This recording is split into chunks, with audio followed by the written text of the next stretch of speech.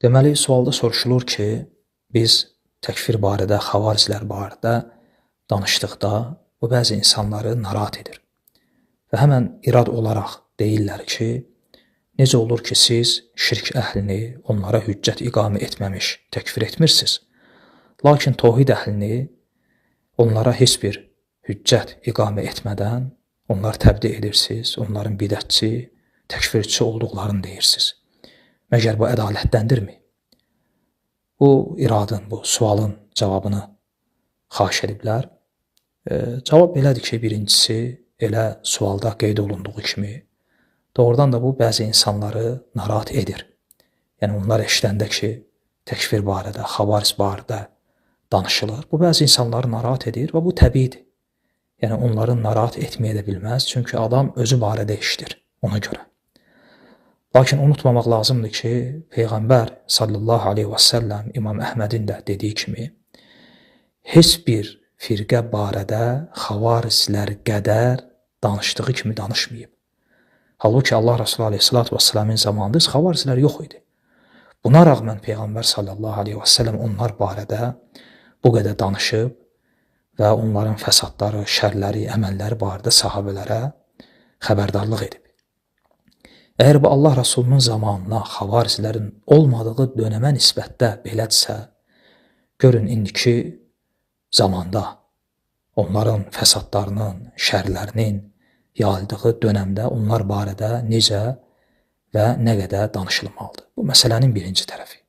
Və məsələnin ikinci tərəfinə irada gəldikdə isə, təbii ki, bu irad yersiz və elmsiz bir iraddır.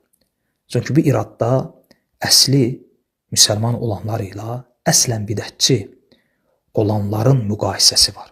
Və bu qiyas da batil qiyasdır. Çünki biz təkfir dedikdə burada söhbət əslən kafir olanların təkfirindən getmir.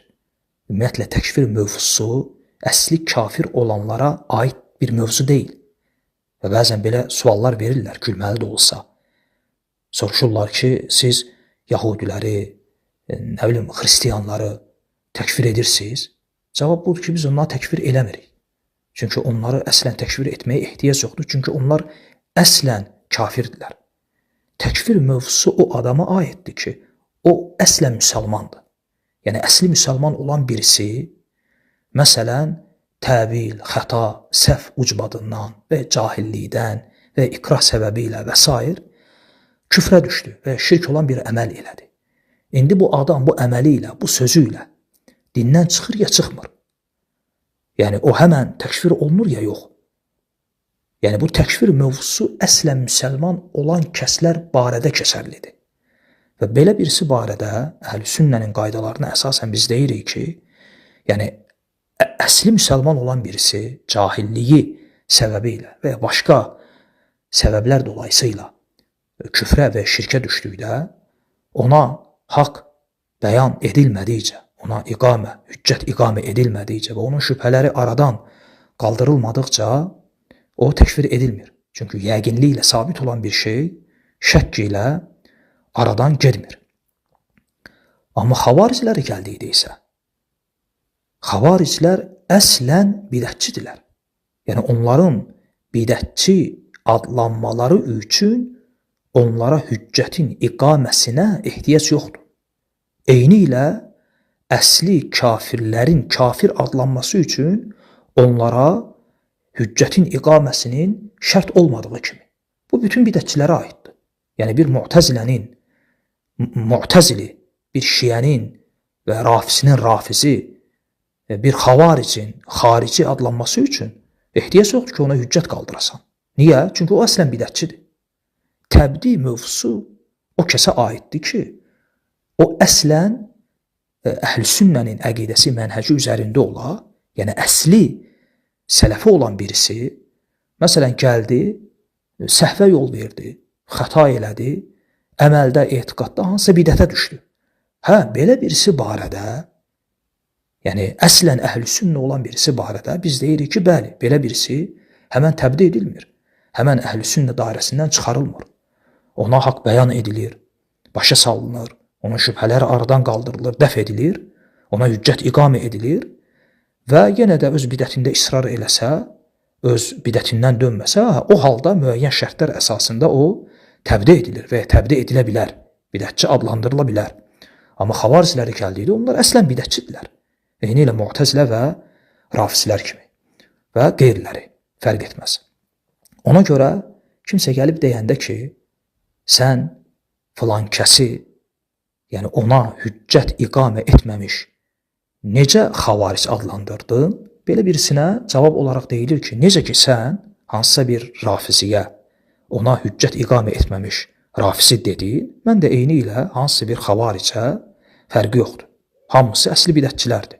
Hüccət iqamə etməmiş, hansı ki buna ehtiyac da yoxdur, ona xavaric dedim.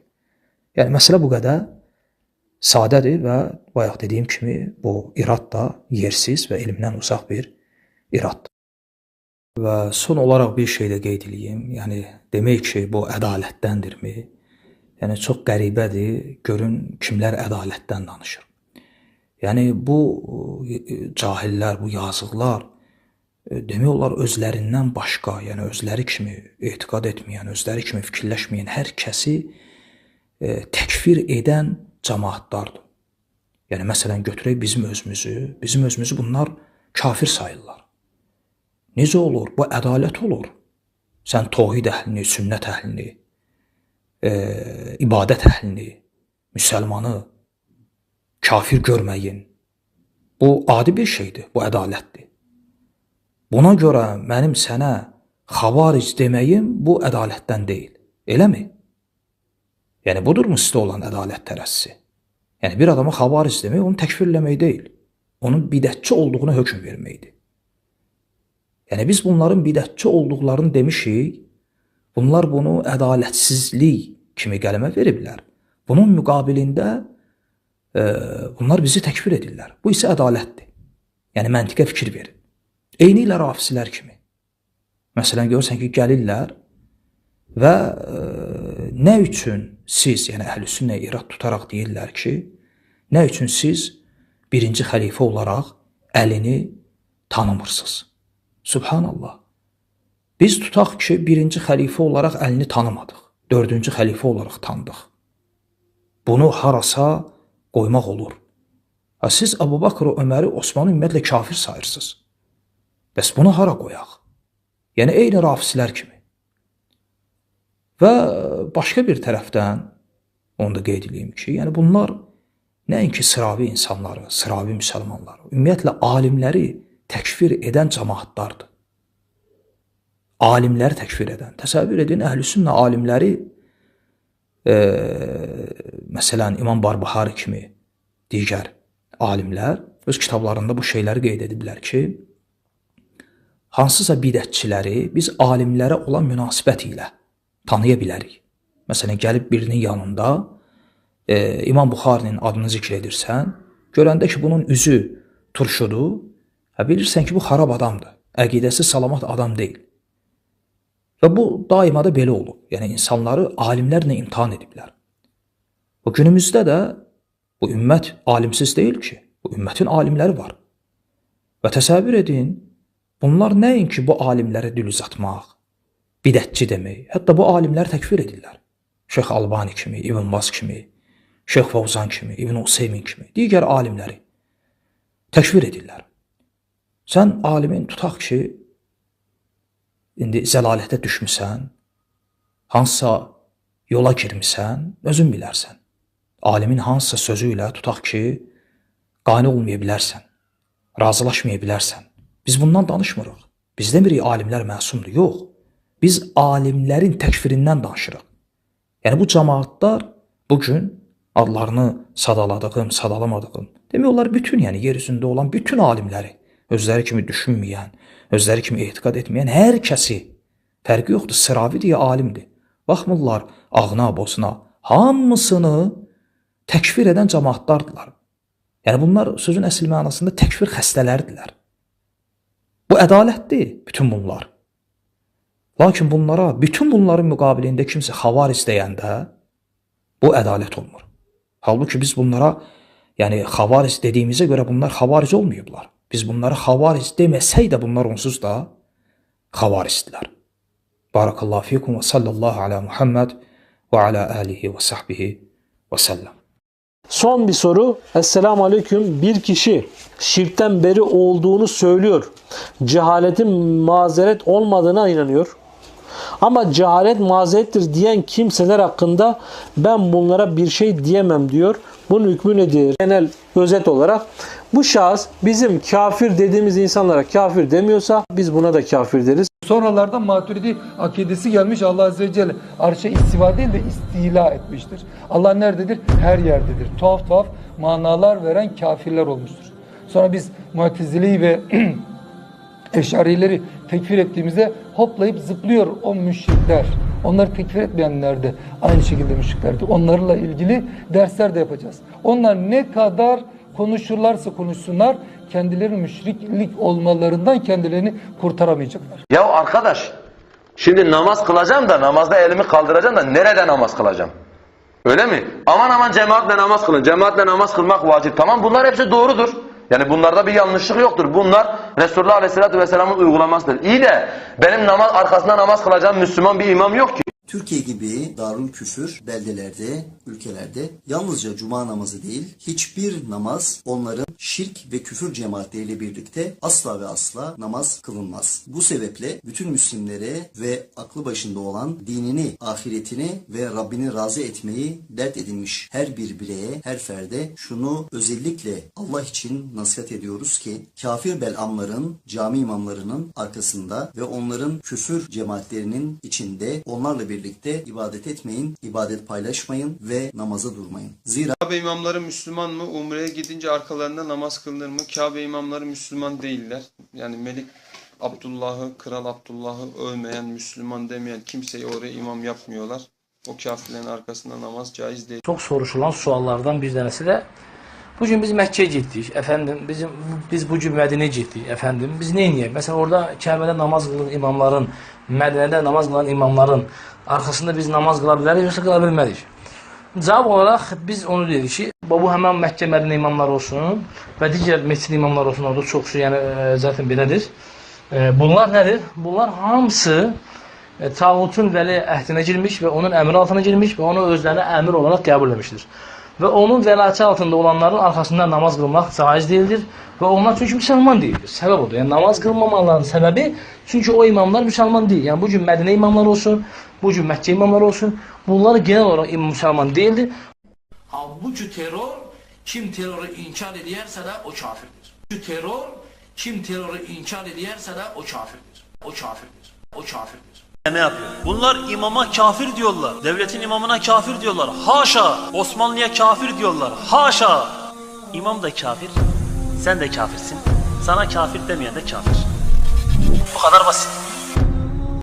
Ebu Katade'ye soruluyor. Elbani mürciye midir? Cevap olarak ne beklersiniz? Yani muvahhid bir alim Elbani'nin mürciyeliğinden önce Elbani'nin İslam'ının konuşulması lazım demesi lazım. Yani bu adam Müslüman değil. Elbani'nin mürciyeliğinden önce Elbani'nin İslam'ının konuşulması lazım demesi lazım. Yani bu adam Müslüman değildir demesi lazım. Hocam Suud alimlerine karşı tutumunuzu biliyoruz.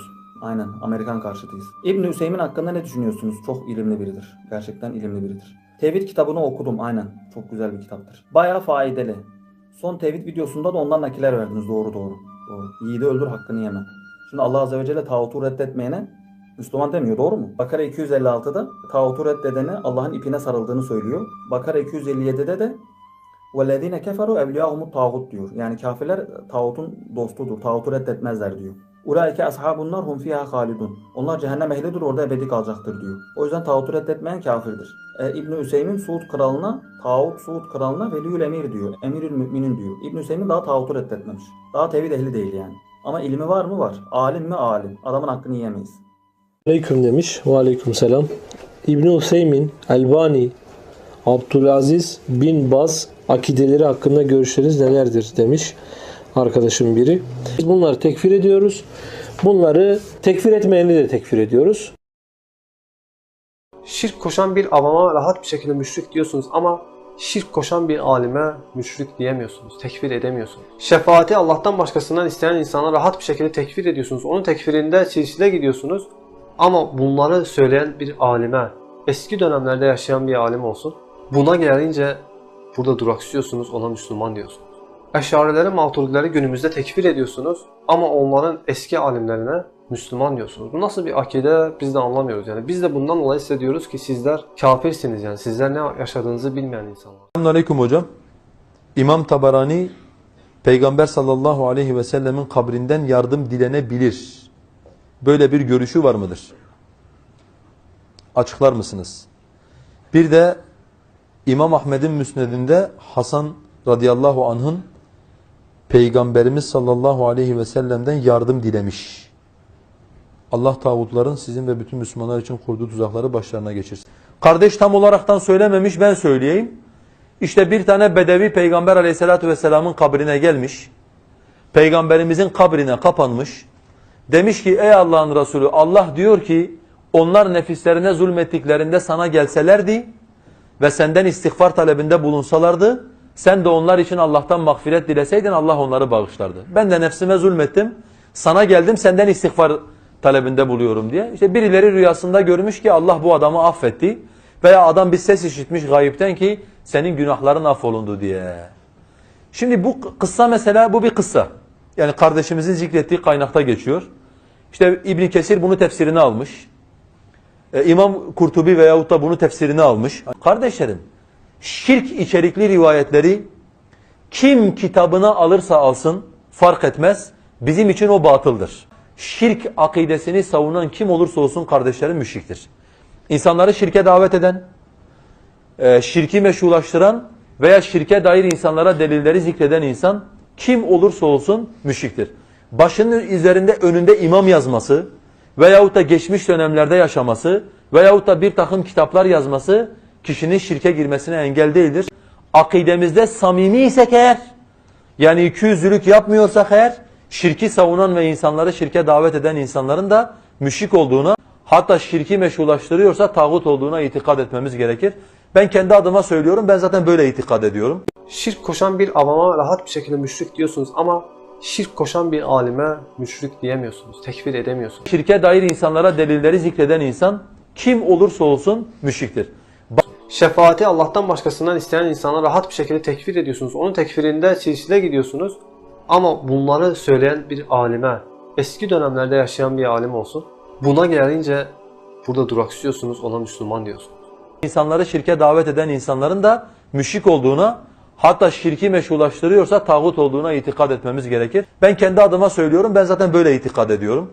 Yani şirki insanlara meşrulaştıran insan kim olursa olsun, ister tarihte, ister günümüzde yaşasın fark etmez.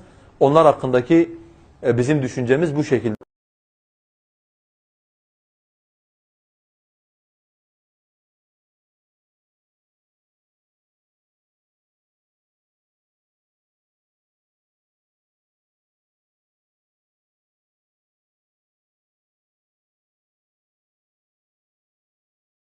Buyurun.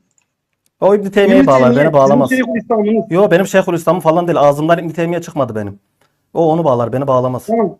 Tahavi müşrik mi? İmam Tahavi müşrik mi? Evet evet, bana göre Maturidi akidesinde olanlar ne İmam Maturidi'yi temsil eder ne İmam Eşari'yi temsil eder. Maturidi akidesinde, Eşari akidesinde olanlar normal müşriktir benim için.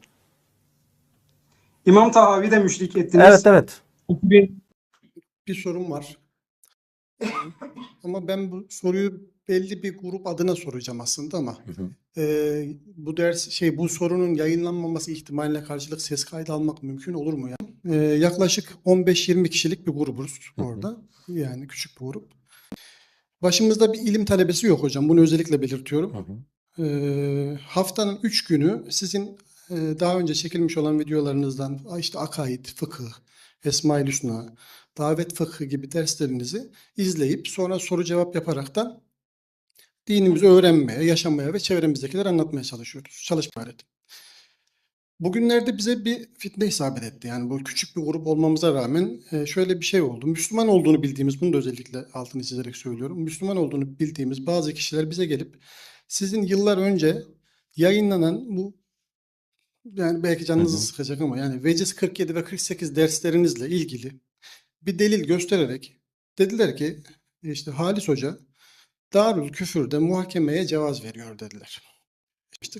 Sonra dediler ki hani bir izleyelim bakalım. Biz de açtık hatta videoyu hep beraber 15-20 kişi videoyu izledik ikisini de.